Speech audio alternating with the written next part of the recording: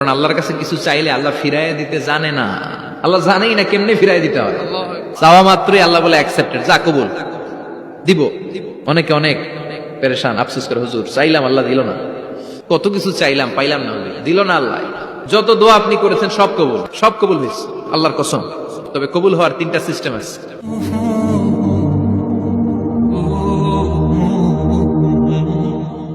দোয়ার ইংরেজিতে বলে সাপ্লিকেশন। সাপ্লিকেশন is the weapon of believers, তা বিশ্বাসীদের অস্ত্র। সবকিছুর কারামতি যেখানে শেষ, দোয়ার কারামতি ওইখানে।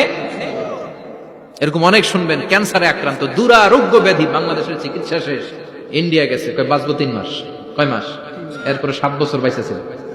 কেমনে বাঁচলো? কেমনে? দোয়া। দোয়ার পাওয়ার আছে না নাই? তবে দোয়াটা দোয়ার মতো হতে হবে। সিনসিয়ার দোয়া ইজ লাইক এ মিসাইল।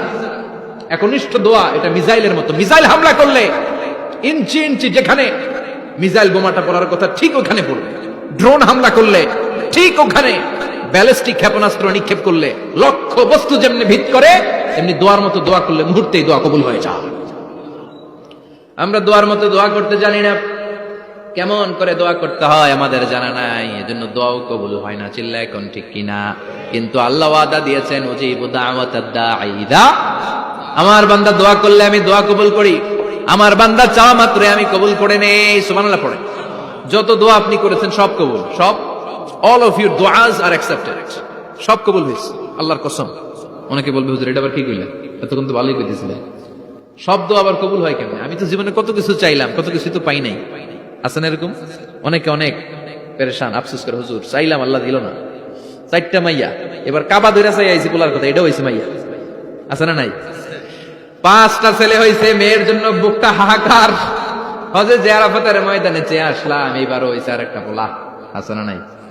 কত কিছু চাইলাম পাইলাম না, দিল না আল্লাহ। বলে না আপনার সব দোয়া কবুল, তবে কবুল হওয়ার 3টা সিস্টেম আছে। কয়টা? চান্দুলার ভাইয়েরা মনে থাকবে কয়টা? আপনি যত দোয়া করছেন সব কবুল, কারণ আল্লাহর কাছে কিছু চাইলে আল্লাহ ফিরাইয়া দিতে জানে না, আল্লাহ জানেই না কেমনে ফিরাই দিতে হয়। সুবহানাল্লাহ কোন? চাওয়া মাত্রই আল্লাহ বলে অ্যাকসেপ্টেড, যা কবুল, দিব।